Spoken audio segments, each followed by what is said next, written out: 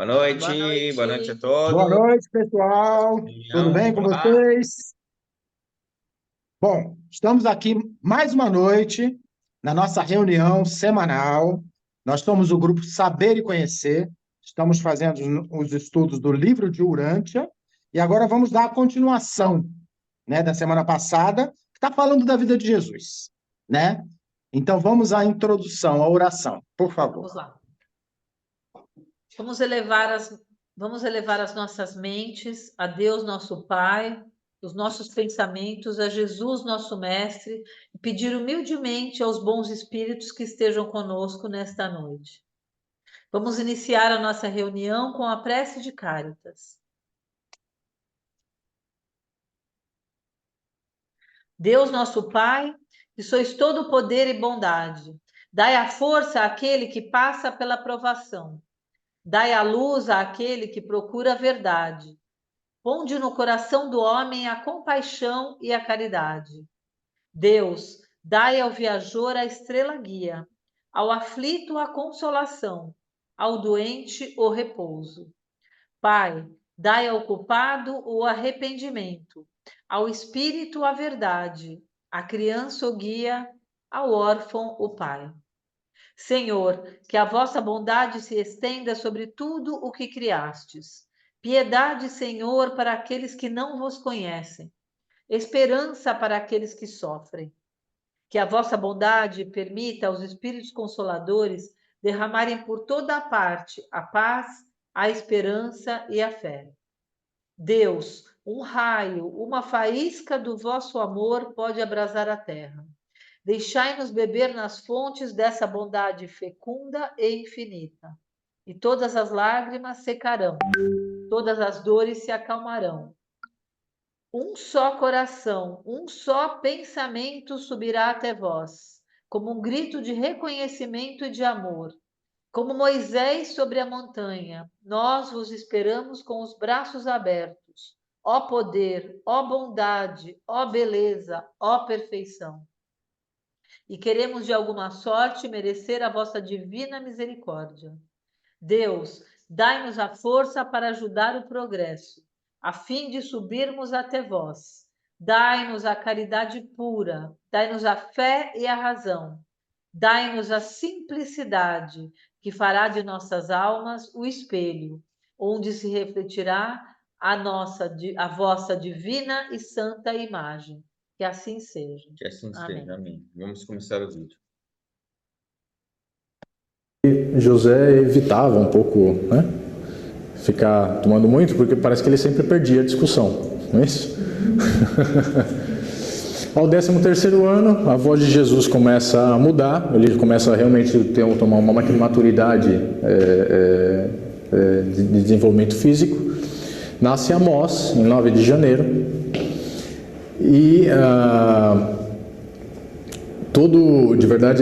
toda a vida dele até esse momento tinha sido de alguma forma vista por espectadores em todo o universo. De verdade, a encarnação de Jesus na Terra não foi feita de nenhum modo para ser uma doação somente a nós. Ela foi feita para ser uma doação e um exemplo de vida para qualquer planeta em fase inicial como o nosso. Qualquer planeta. E ele tinha bastante consciência disso. Foi por volta do meio do mês de fevereiro que Jesus teve a certeza humana de que estava destinado a cumprir na Terra uma missão para a iluminação do homem e para a revelação de Deus. Decisões fundamentais combinadas aos planos de longo alcance estavam sendo formulados na mente desse jovem, que era, para efeitos externos, um jovem judeu dentro da média de Nazaré. A vida inteligente de todo Nébadon contemplava fascinada e maravilhada tudo o que começava a desenvolver no pensamento e na ação do filho carpinteiro, agora adolescente. Com certeza eles têm registros, além desses registros, o livro de Urântia é basicamente um registro dos intermediários e seres ali, mas eles devem ter alguns outros registros das organizações mentais mesmo de Jesus nessa época. Nessa época que Jesus se gradua na sinagoga de Nazaré, aqui começa um problema, porque de verdade Jesus não tinha 13 anos completos, tinha 12 anos e acho que 4 meses, algo assim. ele conseguiu se graduar na sinagoga de Nazaré porque a sinagoga era mais liberal e os sacerdotes decidiram que ele estava pronto, né? E quando você se gradua, de verdade, você tem que assistir a primeira Páscoa sua em Jerusalém. Então você tem que ir para Jerusalém. Não, Jerusalém. Você tem que ir na primeira Páscoa a Jerusalém, né? E foi isso que Jesus fez.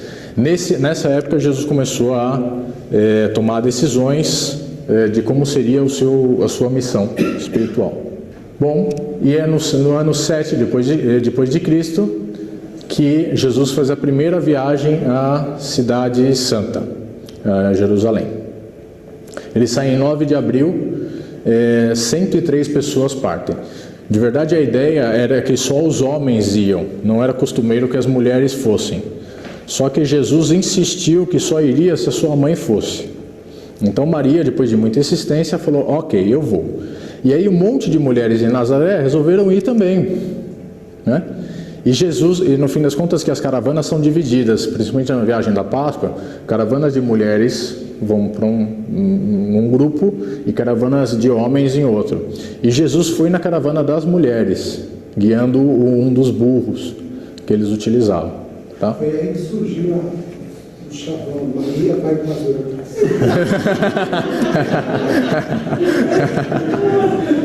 Muito bom, muito bom. Muito bom.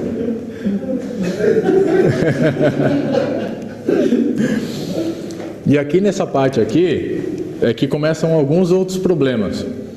Que falam que assim, que Jesus na sua educação formal, ele nutria uma vontade de ir para Jerusalém, de conhecer, porque era a cidade do pai. Ele até falava isso, era a cidade do meu pai, né? E quando ele chegou lá, ele ficou totalmente desiludido. Desiludido porque quando eles chegaram, estava uma bagunça a cidade, porque tinha gente de todo lado para participar da Páscoa em Jerusalém. A maioria dos templos tinham comércio dentro do templo. Então era uma bagunça de gente falando, gente de todo tipo ali, e Jesus, é dito que Jesus não sentia um sentimento realmente espiritual das pessoas. As pessoas iam lá mais por uma questão de formalidade. E ele se sentiu indignado com essas coisas, realmente indignado. As ofertas dos cordeiros. Então ele se sentiu ainda mais indignado quando visitou o templo, foi num altar de sacrifícios e viu alguns sacerdotes pegando uma manada de cordeiros e animais e matando em série, com sangue caindo no templo, e eles lavando as mãos. E ficou tão chocado que ele agarrou a perna do José e pediu que fosse embora dali, porque não aguentava. Primeiro dia ficou totalmente indignado. Jesus é apresentado ao templo, é reconhecido como um adulto, graduado, né? E esse choque que ele teve com os animais fez com que ele falasse para o pai dele e que ele nutrisse nele, em algum momento, comemorar a Páscoa sem sangue. Ele fala a Páscoa sem sangue, que foi uma Páscoa sem cordeiro, tá? Na prática isso demorou muito para acontecer, né? Isso aconteceu muito mais para frente, né? Quando já existiam os apóstolos. Nessa época, Jesus conhece Lázaro e a família. Lázaro, eles encontraram lá, indo para Jerusalém. Lázaro tinha a idade mais ou menos de Jesus, então eles ficaram amigos. E como Jesus estava graduado, de verdade ele já não tinha mais obrigação de ficar necessariamente com o pai e com a mãe. Ele tinha uma certa liberdade para sair e ir de modo livre nos templos, tá? E nessa confusão mental que ele teve no primeiro dia, né, no fim dessa confusão mental, que ele está à noite, sentado pensando, né, e confundido com tudo, que aparece a primeira vez um mensageiro celeste para ele, um mensageiro celeste dizendo que chegou a hora dele de agir.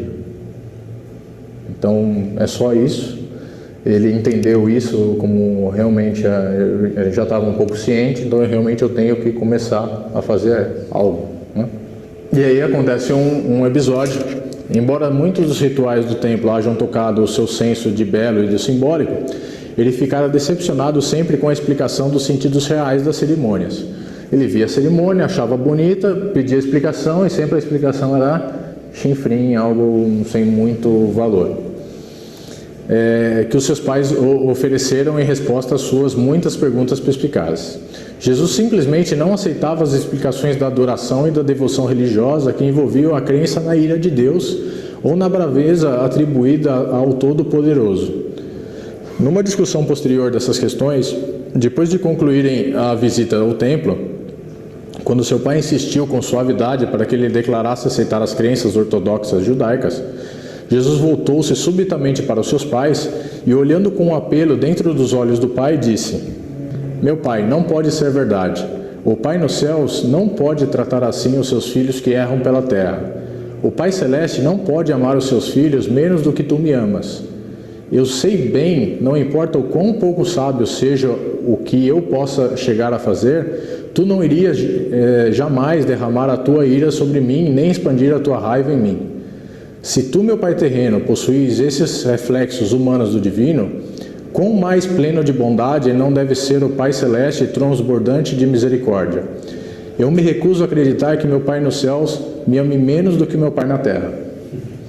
Cara, esse era um conceito totalmente diferente do Deus judaico. Mas hoje a gente vê isso toda a razão, não é? E eu imagino que para José isso tenha sido muito convincente, né? Bom, já estando lá no segundo dia, ele é um pouco mais tranquilo, ele começou a visitar um pouco mais os templos e tentou ver um pouco mais do que ele conseguia aprender ali. Ele teve contato com mais de 150 garotos da sua idade de todas as partes do Mediterrâneo, de cultura judaica. E conhecendo coisas de outros países, alimentou nele uma vontade imensa de viajar pelo mundo a algum momento, conhecer as culturas diferentes. Acontece aqui um probleminha. De verdade, eles decidem partir para Nazaré, os pais, Maria e José. Eles preparam todos os mantimentos, todas as coisas. E na manhã, Jesus vai com Maria para alguns tempos. Vai lá com Maria, José faz os preparativos para partir também e pensa, Jesus está com Maria, tranquilo.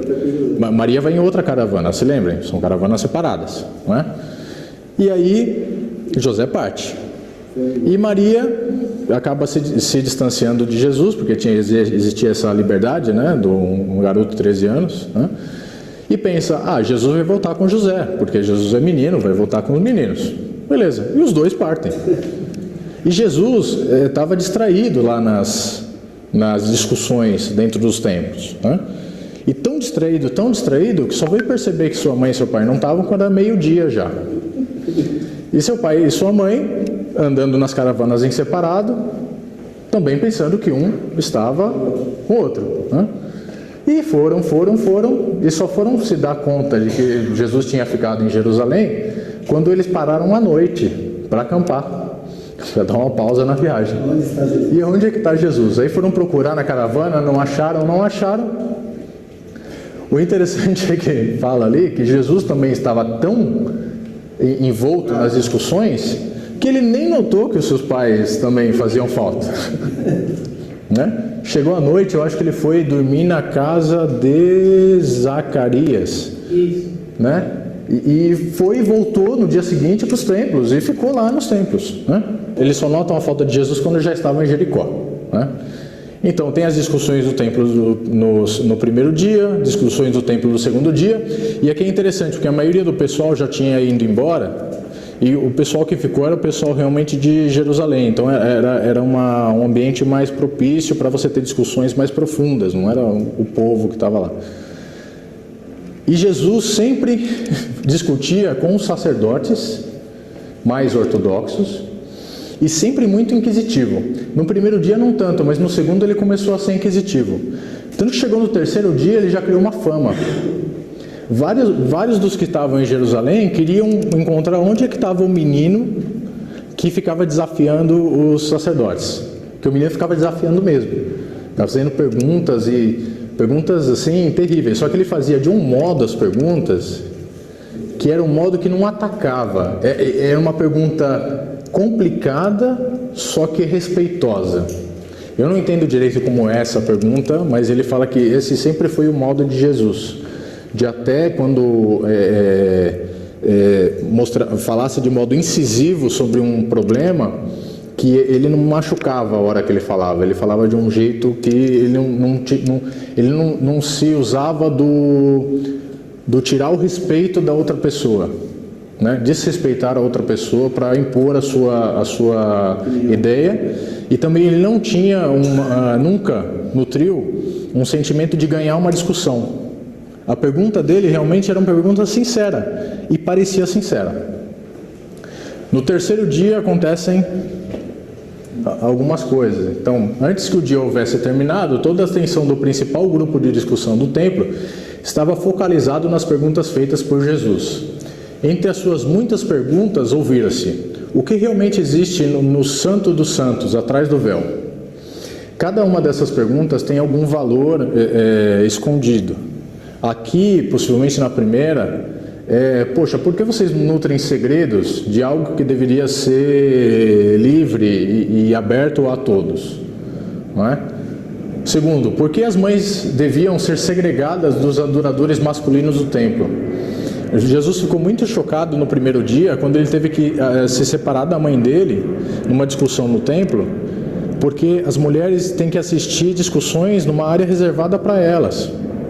Tá? Ele ficou assim, até hoje assim, né? Foi uma das frustrações dele no primeiro dia, bem fortes, foi essa. Se Deus é um pai que ama os seus filhos, por que toda essa matança de animais para ganhar o favor divino? Teriam os ensinamentos de Moisés sido mal interpretados? Lógico, Moisés não falou para parar com sacrifícios? Não é? Se o templo é dedicado à adoração do Pai do Céu, é coerente permitir a presença daqueles que estão empenhados nas trocas seculares e no comércio? Né? Todo aquele barulho, o comércio de pombos, de cordeiros, do que seja. E o esperado Messias irá ser um príncipe temporal e assentar-se no trono de Davi, ou irá ele funcionar como a luz da vida para o estabelecimento de um reino espiritual? Imagina um menino de nem 13 anos, né, fazendo essas perguntas de modo muito sagaz a sacerdotes, né, chamando a atenção de todo mundo, né? Então, no quarto dia também essas discussões, e aqui já começam a ter uma fama, Jesus já começa a ter uma fama bem grande. E aí José e Maria encontram Jesus. E na noite anterior, os pais de Jesus haviam ouvido falar sobre um estranho adolescente que tão primorosamente argumentava com os comentadores da lei, mas não lhes ocorrera que fosse o filho deles. Tinham decidido ir até a casa de Zacarias, pois pensavam que Jesus poderia ter ido até lá para ver Isabel e João. Pensando que Zacarias pudesse talvez estar no templo, pararam lá a caminho da cidade de Judá. E ao passar pelas praças do templo, imaginai a surpresa deles e o assombro quando reconheceram a voz do jovem desaparecido e viram-no assentado entre os instrutores do templo. José ficou incapaz de falar, mas Maria deu vazão à sua emoção, a tanto contida de medo e ansiedade, e correndo até o jovem, agora de pé para saudar os seus pais atônitos, ela disse: meu filho, por que nos trataste desse modo? Já faz mais de 3 dias que eu e seu pai estamos procurando desesperadamente por ti. O que te deu para nos abandonar? Foi um momento tenso. Todos os olhos estavam voltados para Jesus para ouvir o que ele diria. O seu pai olhou para ele em reprovação, mas sem dizer nada. Na verdade, Jesus não tinha culpa nenhuma disso, os pais realmente abandonaram. E também é falado no livro que, já que ele já tinha a maioridade judaica, não tinha realmente a necessidade de ele estar acompanhado com os pais. Deve ser lembrado que era de se esperar que Jesus fosse já um jovem homem, né? E havia acabado a escola regular de um menino, tinha sido reconhecido como filho da lei e recebido a consagração como cidadão de Israel. E ainda assim a sua mãe, mais do que levemente, repreendera perante todo o povo reunido, bem no meio do esforço mais sério e sublime da sua jovem vida, conduzindo assim para um fim inglório, uma das maiores oportunidades que jamais lhe seriam concedidas para atuar como instrutor da verdade, um pregador da retidão, um revelador do caráter de amor do seu Pai no céu. Mas o jovem mostrou-se à altura das circunstâncias. Se vós levardes em justa consideração todos os fatores que combinaram para criar essa situação, estareis mais bem preparados para penetrar na sabedoria da resposta do jovem à censura sem intenção da sua mãe. Depois de pensar por um momento, Jesus respondeu à sua mãe, dizendo: Por que me procuraste por tanto tempo? Tu devias esperar encontrar-me na casa do meu pai, já que é chegado o momento no qual eu devo cuidar dos assuntos do pai. Tu deverias esperar encontrar-me na casa do seu pai, já que é chegado o momento?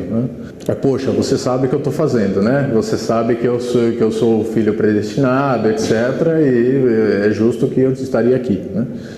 Todos ficaram surpreendidos com a maneira do jovem falar. Silenciosamente todos se retiraram e deixaram-no em pé sozinho com seus pais. Em breve o jovem rapaz aliviou a todos os três de um embaraço ao dizer calmamente: Venha cá, meus pais, ninguém fez nada senão aquilo que supunha ser o melhor. O nosso Pai nos céus determinou essas coisas, voltemos para casa. E partiram em silêncio, chegando a Jericó para passar a noite. Apenas uma vez pararam, e foi no cume das montanhas das oliveiras, quando o jovem levantou seu bastão para o alto e, agitando o corpo da cabeça aos pés, sobre a onda de uma intensa emoção, disse: Ó Jerusalém, Jerusalém, e seus habitantes, que escravos sois, subservientes ao jugo romano e vítimas das vossas próprias tradições.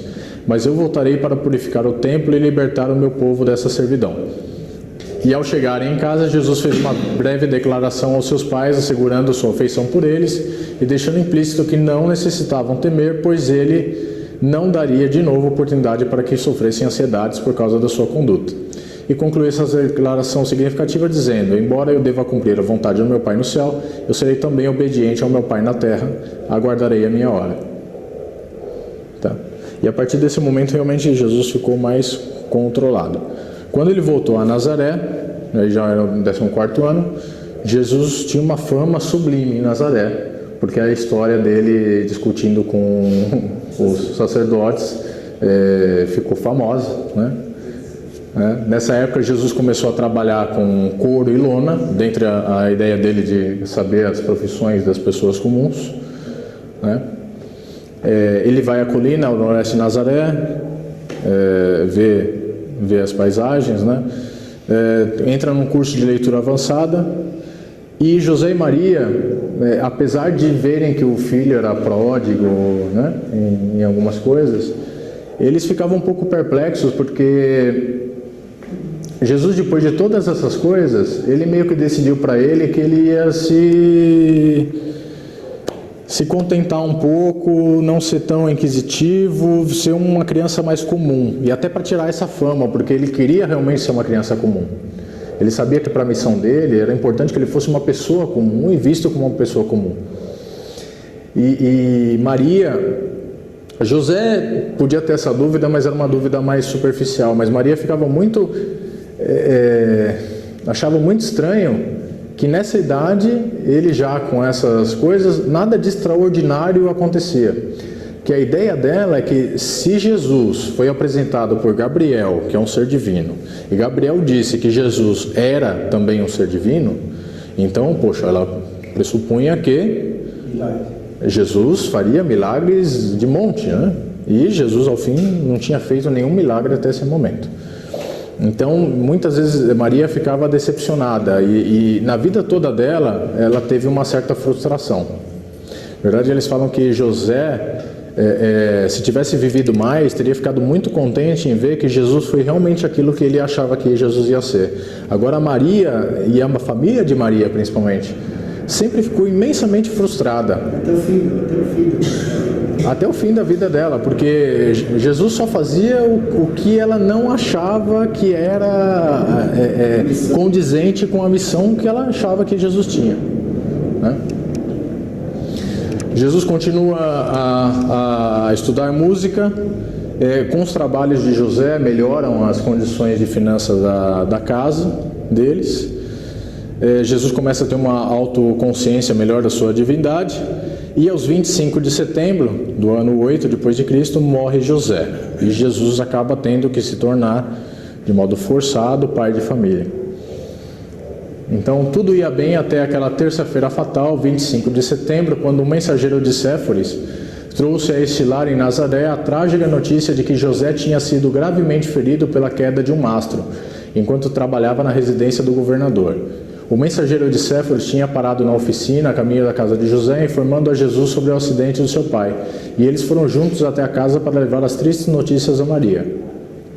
Jesus desejara ir imediatamente até onde estava seu pai, e Maria não escutaria nada, não queria senão apressar-se para ficar ao lado do seu marido. Ela decidiu que Tiago, então com 10 anos de idade, iria acompanhá-la a Séfora, enquanto Jesus permaneceria em casa com as crianças mais novas até que ela retornasse, pois não sabia quão seriamente José estava ferido.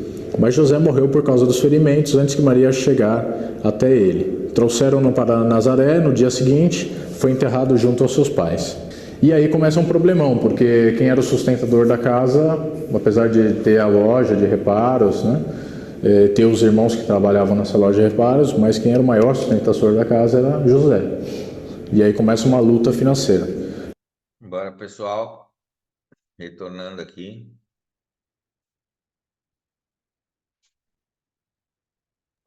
Ok, beleza. Depois a gente continua o restinho. Faltou um pouquinho aqui. Tá faltando aí um pouquinho para acabar a nossa reunião. Vamos comentar, né? Interessante, né? A vida de Jesus é Fascinante. fascinante. Fascinante Dá mesmo, para... né? É. Fascinante. Se Tia Ana, graduou faça o seu antes resumo dos aí. 13 anos. Lindinho, se graduou antes dos 13 anos e conheceu Lázaro. E antes, né, dos 13 anos, é quando ele recebe a primeira visita de um mensageiro celeste.